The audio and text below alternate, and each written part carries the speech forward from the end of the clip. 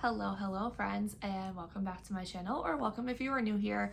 I am going to be holding my microphone as best as I can today. I probably will have to put it down once I go to draw my TBR jar pics.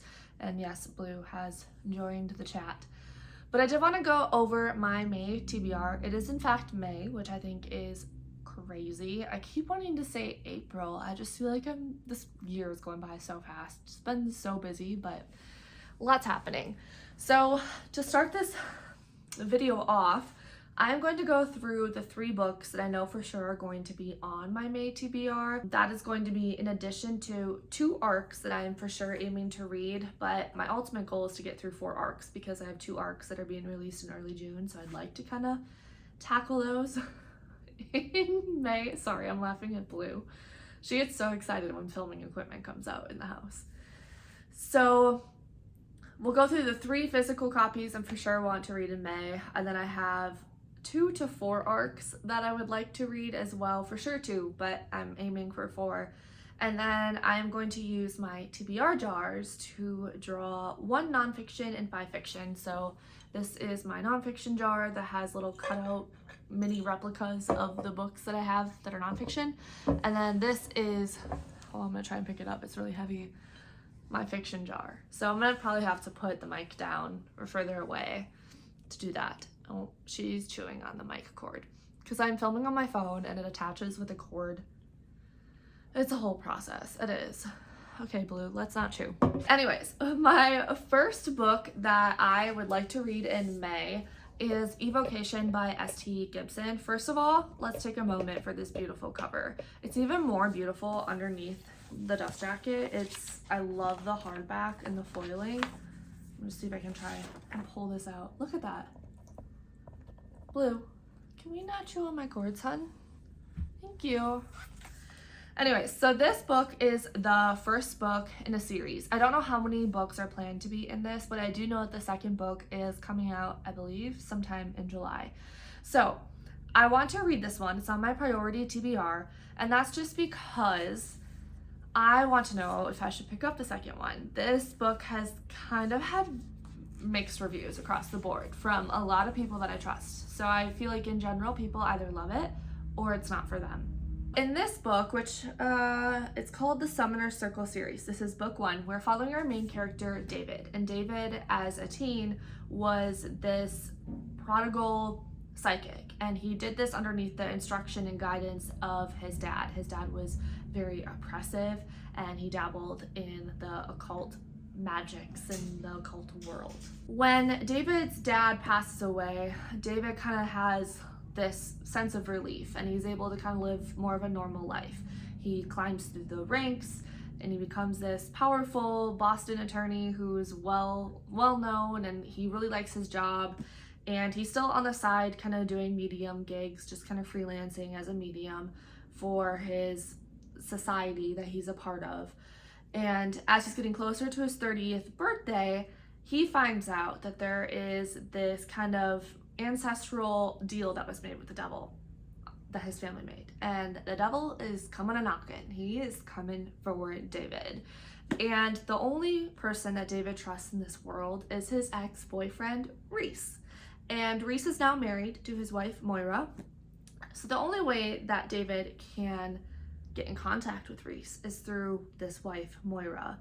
And as he begins hanging out with Moira and he hangs out with Reese, David kind of realizes that he still has feelings for Reese. And at the same time, obviously, trying to stay alive because the devil's coming for him.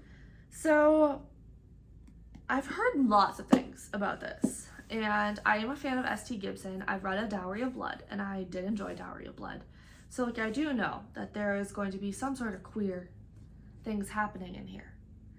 I just don't know if this is going to be the book for me based on some of the reviews that I've read, and I'm just a little nervous. And I think instead of getting the second book when it comes out, because I am a sucker for a pretty book, and this is a pretty book. I mean, look at that. That's just the hardback. This is a pretty book. It's shiny, it's beautiful.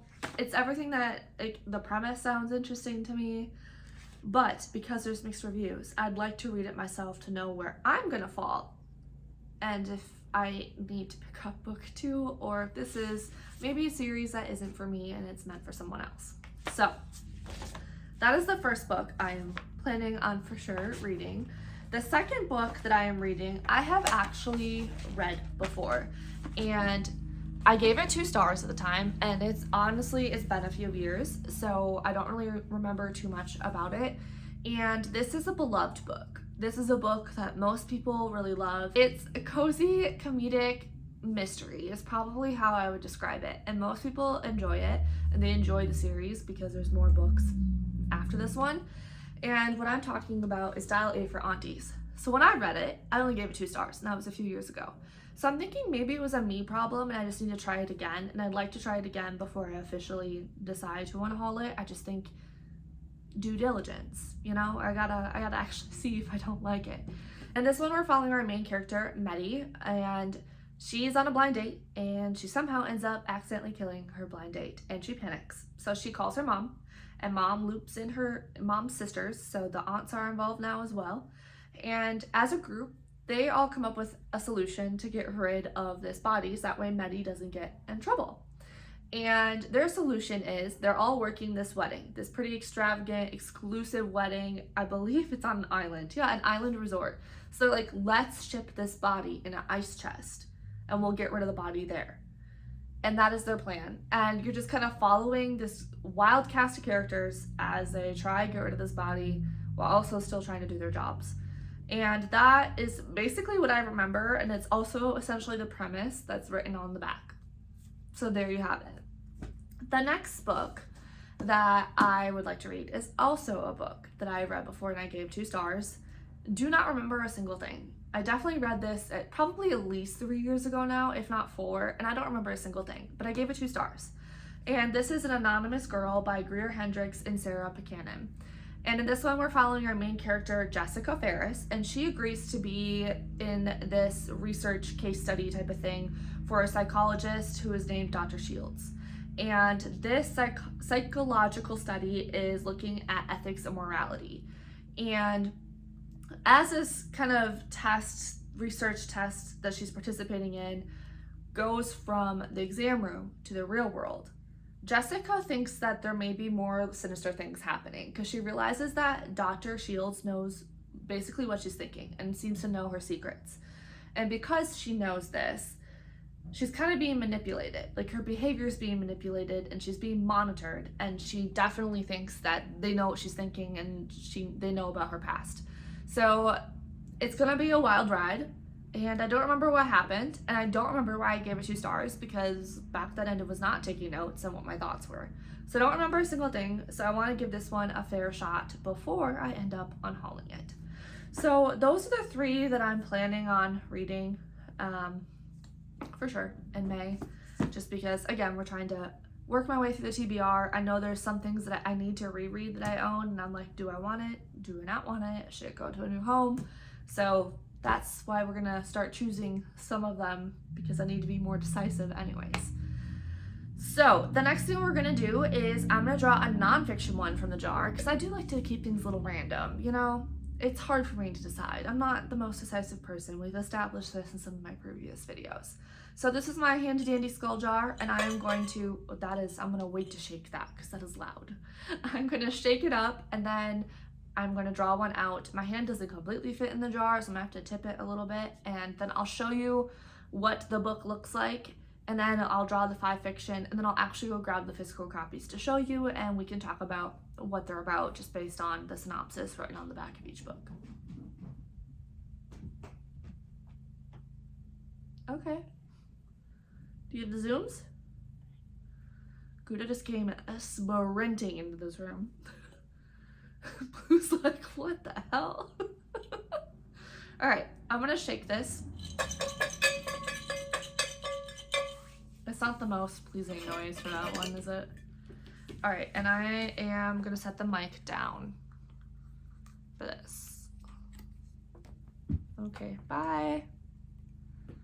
Okay, I'm gonna try and talk a little bit louder so that way the sound isn't completely affected. See, that's better ASMR. It's not hitting like the top of the jar. All right. And let's see here. Oh, And I guess fair, like a disclaimer, everything in these jars, it does not include anything that I've picked up within like the last 2 months because I haven't had time to do the cutouts and add new books that I've acquired into the jar. So I don't know if you can see that. Hopefully zooming in. But this is People's History of the United States by Howard Zinn. I'm gonna be honest, this doesn't necessarily fully intrigue me, but I do think I feel the need to do my due diligence because that's like an area I feel like I'm not super into, like politics and government, and I know the basics, but Adrian's like really into that. Without getting too political on this channel, I have not want anything to do with politics after this last election. Like, I am just done. I'm exhausted. I was honestly pretty devastated with the results and kind of what's been happening in the US. And I'm getting like goosebumps just thinking about it because I've also talked about it with people from other countries when we've been traveling and, we're talking about where we're from. And when you hear the opinions that other countries in the world have about us as a whole, and you're just like, yeah, it's not great. So I don't know if I'm gonna include that clip in here because I don't want to get attacked. I don't want this to really be a political channel because this is kind of a channel I'm going to as a hobby to kind of escape that type of thinking. I honestly don't know if I'm going to read this.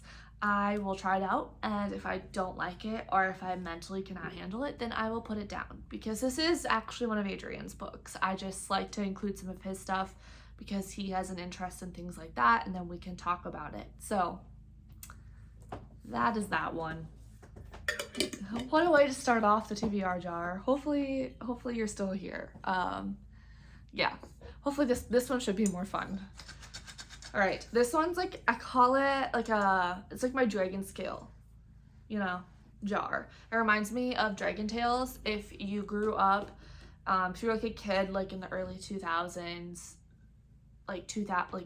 between like 2000 2010, that PBS played Dragon Tales and I used to watch it after school all the time, and this really just reminds me of the dragon scale that they hold when they're trying to go to the Dragon Tail land. So all right, pick number 1. Ooh, oh, okay. Try not to like fling stuff out of here. What do we have? I think this is an Illumicrate one. Until We Shatter. Is that by Kate Dillon? Yeah, it's by Kate Dillon. So that's actually a good one because the second installment is coming out later this year. So I don't know if I want to pick up the second book or not. So I'm going to read the first one and decide if it's for me.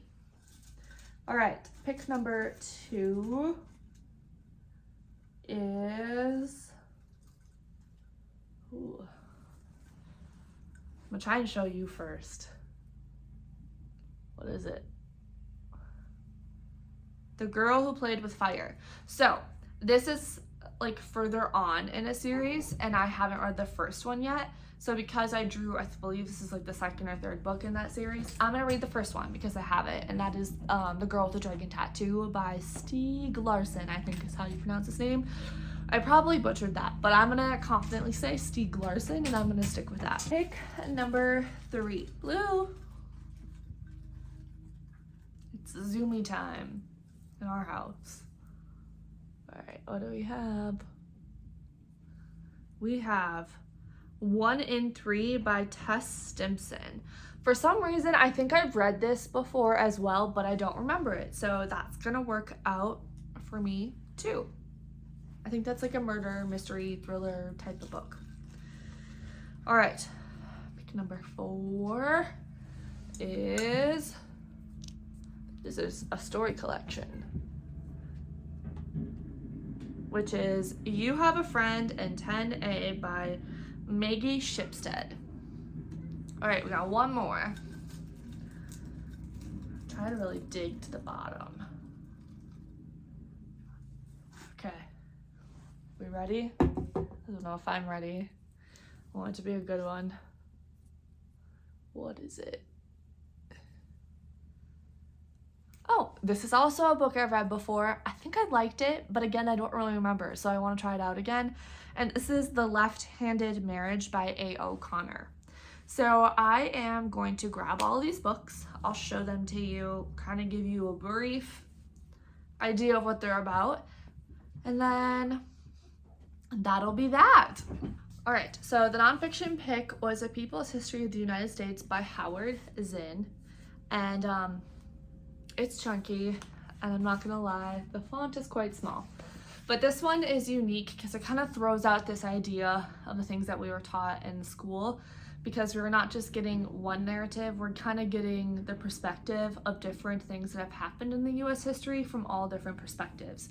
So you have America's women, factory workers, African Americans, Native Americans, the working poor, and immigrant and laborers. So you kind of go through different topics, different things that have happened in history, and you get the point of view from different people, and we get different kind of narratives. So originally it came out in 1999, the previous edition of this book. But it has been revised many times, and it looks like the most recent edition and the one that I'm currently holding came out in 2015. So now that I kind of know a little bit more of the premise, I'm more interested about it. But again, we'll give it a shot. This might take me a little bit longer. This might kind of cross over into June. We'll see how much I'm able to get through of this one.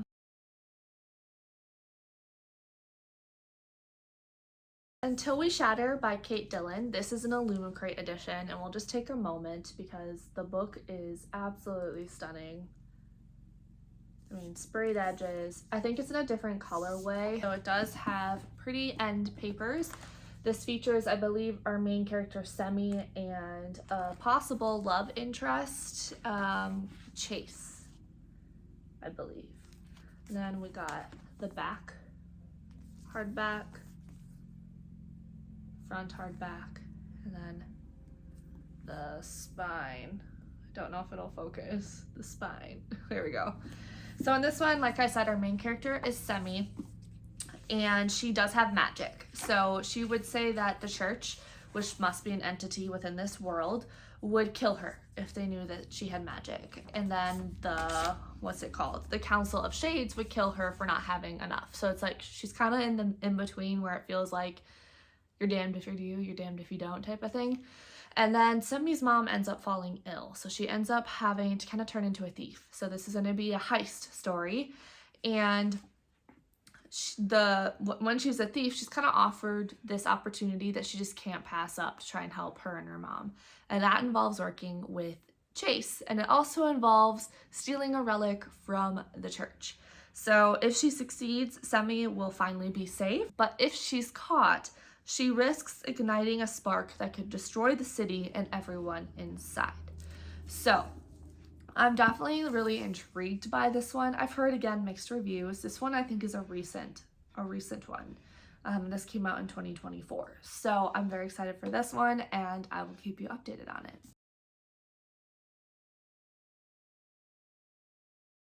This one I think is obviously a well-known series and a well-known book, and that's The Girl with the Dragon Tattoo by Stieg Larsson, and I believe there's a movie adaptation, if I'm not mistaken. I got this at a book sale a few years ago for like $1, and it's like a perfectly floppy paperback. Admittedly, I don't know too much about it. Just reading the back, it's like a murder mystery, family saga, love story, and financial intrigue. So there is this scion, Harriet Wenger, scion of one of Sweden's wealthiest families, disappeared over 40 years ago. All these years later, her uncle still continues to seek the truth. He hires a journalist who was recently trapped by a libel conviction to investigate. He is aided by the pierced and tattooed punk prodigy Lisbeth Salander. Together, they tap into a vein of iniquity and corruption. So I kind of feel like, honestly, that blurb doesn't really give you too much. You just find out, okay, you have this wealthy person who's kind of like the head of one of the wealthiest families in Sweden that disappeared 40 years ago. Her uncle wants to find out what happened to her, still hasn't given up the chase, hires this journalist and kind of like this edgy assistant to figure out what's going on. That's essentially the premise of the book. That was like really wordy on the back. They could have just simplified it. But anyways, this is the girl with the dragon tattoo. I think I've read it before, and I don't remember what I rated it because I don't have it documented anywhere, and I don't really remember too much about it, but it is 1 in 3 by Tess Stimson. And in this one, we're following 2 different people for sure. We're following Louise and Kaz. And Louise is the ex-wife, and Kaz is the current wife. And Louise is kind of upset because her husband left her, and she is seeing that Kaz is starting over, remarried, like is married to her husband now, and Louise is kind of scorned. And what makes matters worse is that Louise's own mom invited the husband, the ex-husband, and the current wife, Kaz, to her anniversary celebrations. And Louise has decided that she's not just going to let Kaz and the husband get away with this because that's her husband. That's her life. And what ends up happening is that they come to the anniversary party for Louise's mom, and the husband ends up being murdered during the anniversary celebrations, and both wives, Louise and Kaz, ex and current, are standing over the body. So who did it and what happened?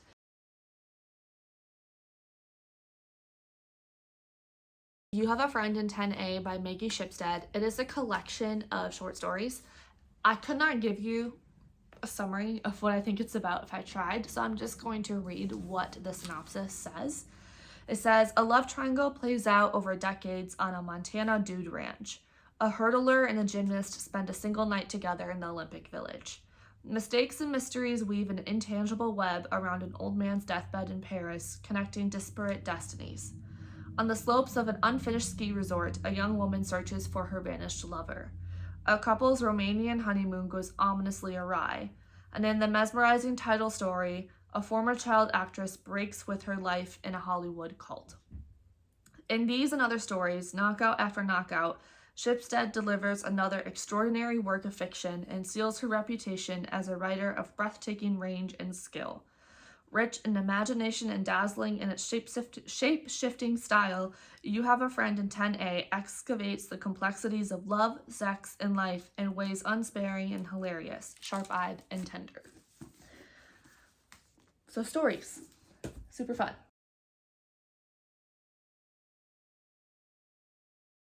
This last one, I believe, is also a book that I read, and I remember snippets of it after I read the synopsis, but not enough to decide if I should keep or let it go, and I don't know what rating I gave it, but that is The Left-Handed Marriage by A. O'Connor.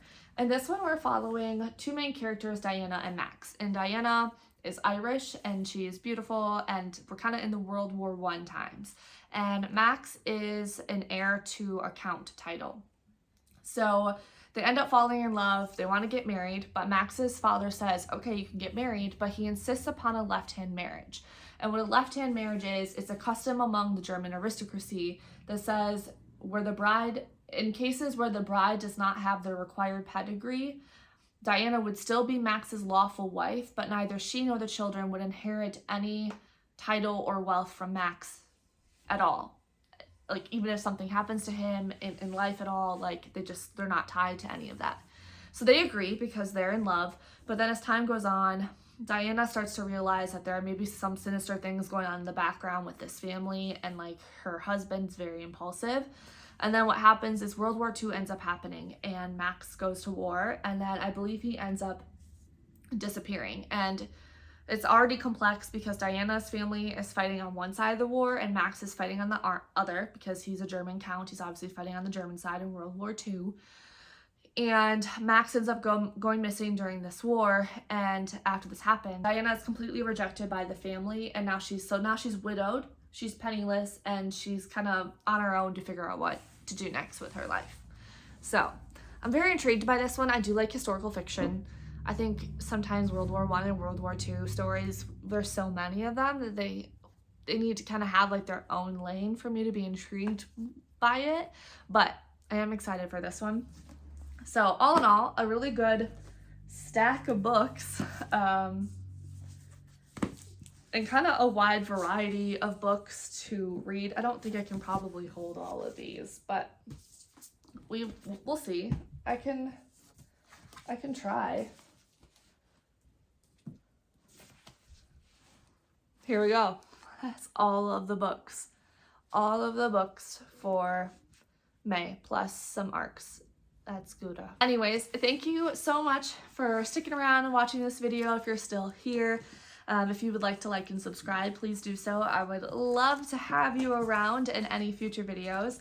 Please feel free to leave a comment below if you've read any of these, or if you have anything on your May TBR that you're looking forward to reading. That is all from me for now, but I will hopefully see you all soon. Bye!